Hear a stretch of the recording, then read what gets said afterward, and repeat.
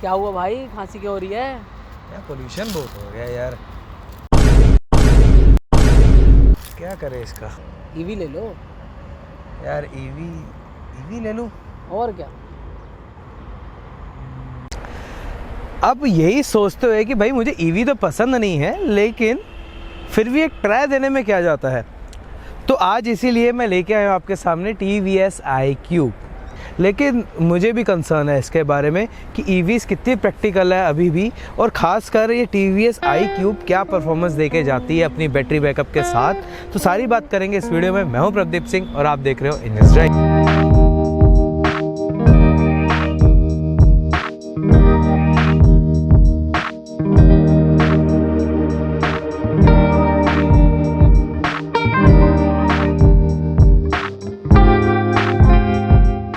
ये जो है TVS iQube S मॉडल है और ये हाल ही में इंट्रोड्यूस हुआ है। इससे पहले नॉर्मल TVS iQube जो है वो हमारे सामने अवेलेबल थी। अब इसमें क्या खासियत है, और इसके ऊपर भी एक और मॉडल आया है ST, वो हमें नहीं मिला, बट ये हमें मिल गया है, जो कि अच्छी खासी प्रैक्टिकलिटी देने के लिए बनाया गया है। और मेरे दोस्त को तो मालूम नहीं है, अभी ईवीज़ इतना लंबा लॉन्ग टूर कर नहीं सकती, इसलिए मुझे ईवीज़ उतनी पसंद नहीं है। लेकिन ये चला के मुझे ऐसा लगा है कि हाँ, आप दिल्ली में रहते हुए, जितना दिल्ली है, जितना बड़ा दिल्ली है, आराम से एक जो स्कूटर है वो घूम सकती है।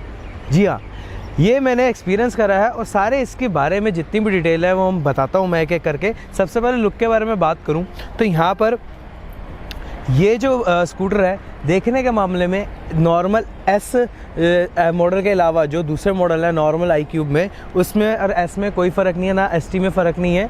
कुछ छोटी मोटी चीज़ों का फ़र्क है।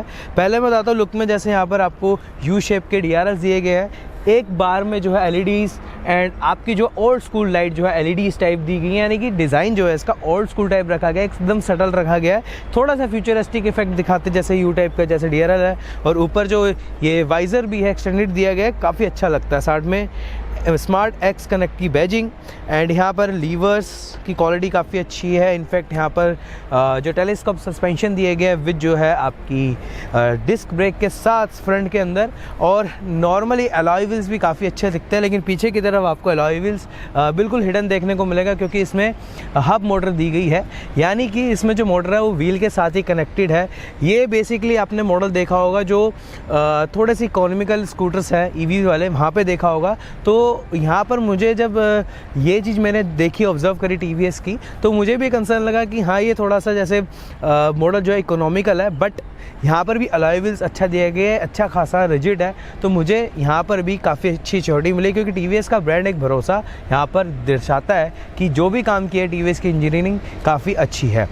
बट यहाँ पर अगर हम देखें तो पीछे आएंगे तो यहाँ पर जो स्क्रीन दी गई है, ये बड़ी सी स्क्रीन दी गई है, और ये जो स्क्रीन है यहाँ पर एक कलर डिस्प्ले है, जिसके अंदर तमाम आपको चीज़ें देखने को मिलेगी। कनेक्टिविटी है, कलर्ड है, जैसे मैंने आपको बताया। इसमें जियो फेंसिंग का फीचर, आप इसके साथ जो है नेविगेशन का मज़ा ले सकते हैं, यानी कि डायरेक्शन ले सकते हैं। सब चीज़ें इसमें आपको देखने को मिलती है। साथ में पीछे आएंगे तो यहाँ पर जो है आपको हैज़ार्ड स्विच का बटन दिया गया है, विद यहाँ पर इस साइड एक बटन दिया गया है जो इस स्क्रीन को कंट्रोल कर सकते हैं। टच स्क्रीन नहीं है, टच स्क्रीन जो है ST मॉडल में आती है। यही फ़र्क है आपकी S और ST में, सबसे पहले कनेक्टिविटी वाइज। लेकिन यहाँ पर जो कंट्रोल है वो आप यहाँ से जॉयस्टिक दी गई है, वहाँ से आप कंट्रोल कर सकते हैं। लेकिन तभी कर सकते हैं जब ये स्कूटर जो है हॉल्ट पे हो, यानी रुका हुआ हो, तभी आप लोग ये यूज़ कर सकते हैं। लेकिन हाँ, बाकी कंट्रोल वगैरह काफ़ी अच्छे हैं। और यहाँ पर जो है रिवर्स पार्किंग का जो फंक्शन दिया गया है, ये थोड़ा सा चलाना मुझे हल्का सा वियर्डली लगा, क्योंकि अगर आप इसे प्रेस करेंगे तो ये एक्टिवेट नहीं होगा। इसके साथ आपको ब्रेक दबानी पड़ेगी, तब ये कुछ सेकंड लेगा एक्टिवेट होने में। उसके बाद ये फॉरवर्ड में पहले होगा, अगर आपको रियर करना है तो आपको फिर से दबाना पड़ेगा, फिर रियर का जो है ऑन होगा यहाँ पर, कि जैसे आप एक्सलेट करेंगे तो ये स्कूटर थोड़ा सा रियर की तरफ जाएगा, आपको एफर्ट नहीं लगाने पड़ेंगे। तो ये फीचर भी काफ़ी अच्छा दिया गया है, जिसमें आप इस पूरे फीचर का नाम कह सकते हैं कि ये है एक पार्क असिस्ट फीचर। अब यहाँ पर बाकी स्कूटर के अंदर यहाँ पे S बैजिंग दी गई है, और टेल आपको नॉर्मल पहली जैसे iQube जैसे देखने को मिलती है। तो यहाँ पर हाँ, ये इतना ज़रूर दिखा गया। लेकिन हाँ, एक छोटी सी LED लाइट यहाँ पर भी मौजूद है, जो कि इस साइड है जो दर्शाता है कि हाँ ये स्कूटर अब चालू हो चुका है। लाइट में काफ़ी रात में काफ़ी अच्छा लगता है ये लाइट। और बाकी बात करें यहाँ पे हुक्स वगैरह सब दिए गए, नीचे भी हुक है। और इस सीट के अंदर जो स्पेस दी गई है वो बात करी जाए तो ये भी काफ़ी अच्छी स्पेस दी गई है। लेकिन हाँ, फुल फेस हेलमेट उतना बड़ा नहीं आ सकता, हाफ फेस हेलमेट आराम से आ सकता है, जो कि ठीक है, जो आपको नॉर्मल स्कूटर के अंदर चलाने के लिए देखने थी। लेकिन हाँ, यहाँ पर एक चार्जर भी दिया गया है, ये बहुत बड़ा सा चार्जर है इसका, थोड़ा वियर्डली है लेकिन ठीक है। यहाँ पर हमारा डस्टिंग कपड़ा भी पड़ा हुआ है। लेकिन हाँ, ओवरऑल यहाँ पर जैसे आप देखने को मिल रहे हैं, ग्रैब हैंडल भी दी गई, यहाँ पर भी आपको कुछ मटेरियल दिए गए इसको प्रोटेक्ट करने के लिए। और बाकी है जो चाबी है, इससे यहाँ पर सेपरेटली यहाँ पर होल दिया गया इसको खोलने के लिए, तो मुझे थोड़ा वियर्ड लगता है। और साथ में जो चाबी है देखने में भी अच्छी है और इसमें LED लाइट भी है, बहुत अच्छा है। खैर, यहाँ पर अब इसकी स्कूटर की डिटेल के बारे में बात करते हैं। तो यहाँ पर अब इस स्कूटर के अंदर जो आपको बैटरी कैपेसिटी देखने को मिलती है वो मिलती है करीब 3 किलोवाट की बैटरी है। और इसकी जो रेंज अब पहले के मुकाबले जो 75 किलोमीटर की रेंज थी, अब ये 100 किलोमीटर की हो गई है।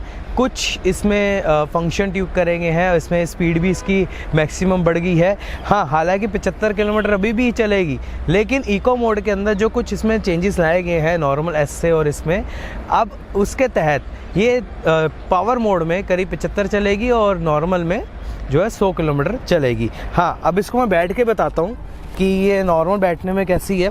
ये नॉर्मल स्कूटर की तरह है। स्पेस आगे की तरफ काफ़ी अच्छा है। बोर्ड, इस जो यहाँ पे फ्लोर बोर्ड है, इसमें स्पेस काफ़ी अच्छा है, तो मुझे काफ़ी अच्छा लगा ये वाली चीज़, क्योंकि काफ़ी सारी स्कूटर में फ्लोर बोर्ड की स्पेस उतनी नहीं अच्छी होती। हाँ, मेरी हाइट के अकॉर्डिंग, मेरी हाइट 5 फीट 8 इंच है, पैर नीचे बहुत आसानी से जो है रख सकता हूँ।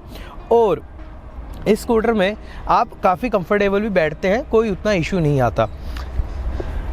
बल्कि अब यहाँ पर बात करी जाए, जो ST मॉडल है उसमें आपको रेंज एक्स्ट्रा देखने को मिलती है। बैटरी भी एक्स्ट्रा करीब 4 किलोवाट के आसपास की है बैटरी, और वो करीब रेंज देती है 145 किलोमीटर की। अब ये स्कूटर की रेंज ज़रूर 100 किलोमीटर की है, लेकिन ये कितनी चलती है कितनी नहीं चलती मैं आपको यहाँ पर अब बताता हूँ। कि यहाँ पर जब मैंने स्कूटर को लेके गया नॉर्मल दिल्ली वाली ट्रैफिक के अंदर, तो यार इस स्कूटर के अंदर ना एक काफ़ी अच्छा इफेक्ट देखने को मिला कि रेंज जो जितनी क्लेमेबल है ना उतनी ये चली है। यानी कि मैं एक दिन में मैंने इस स्कूटर को करीब दिल्ली के अंदर, मैं साउथ दिल्ली गया, फिर वेस्ट दिल्ली गया, ईस्ट दिल्ली आया, तो करीब मैंने एक पूरा दिल्ली का चक्कर मार ही लिया था। तो करीब ये 70 किलोमीटर के आसपास चली, 70 के आसपास। जो बैटरी रिमेनिंग थी जब मैं घर आया, तब भी ये बैटरी 21 से 22% के बीच में थी।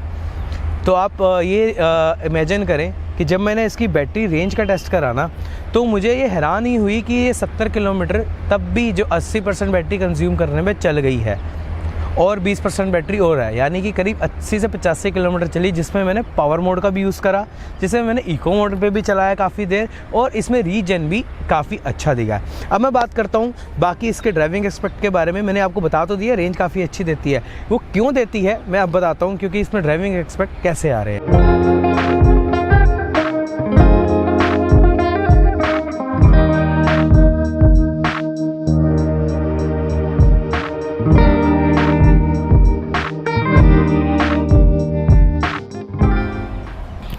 TVS iQube के अंदर ना, जैसे मैंने बताया आपको, इको मोड और पावर मोड है।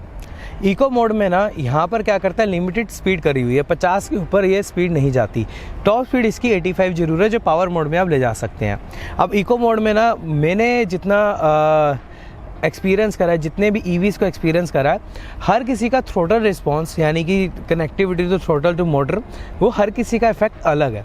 तो यहाँ पे जो कोलैबोरेशन है वो काफ़ी अच्छी करी हुई है, क्योंकि अगर आप इस थ्रोटल को रिस्पांस में करेंगे ना, हल्का सा रिस्पांस देंगे, तो इसमें होता है क्या कि आप इनिशियल तौर पे उतना ये एकदम से बैटरी के अंदर एकदम से टॉर्क के पुट आउट नहीं करता, लेकिन वो इनिशियल पे तौर पे हल्का सा करता, ताकि आप IC इंजन की जो आपको एक तरीके से एक्सपीरियंस है या आदत है, वैसा आपको एक्सपीरियंस मिले।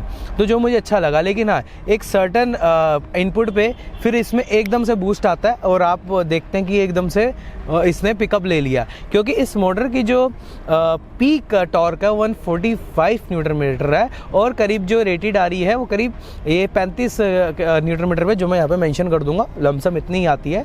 ये भी एक स्कूटर के लिए काफ़ी ज़्यादा है। लेकिन आप पावर फिगर्स देखेंगे तो पावर फिगर उतनी नहीं है, ये सिर्फ 4 bhp के आसपास ही इसका जो है पावर आउटपुट है, लेकिन टॉर्क इतना है ना कि आप महसूस करेंगे जो कोलैबोरेशन होता है नॉर्मल हम ईवीज़ में देखते हैं उनमें ना एकदम से आप एक्सीलरेट करो तो उतने देर में वो एकदम ही टॉर्क सारा अपना पुट ऑन कर देती है।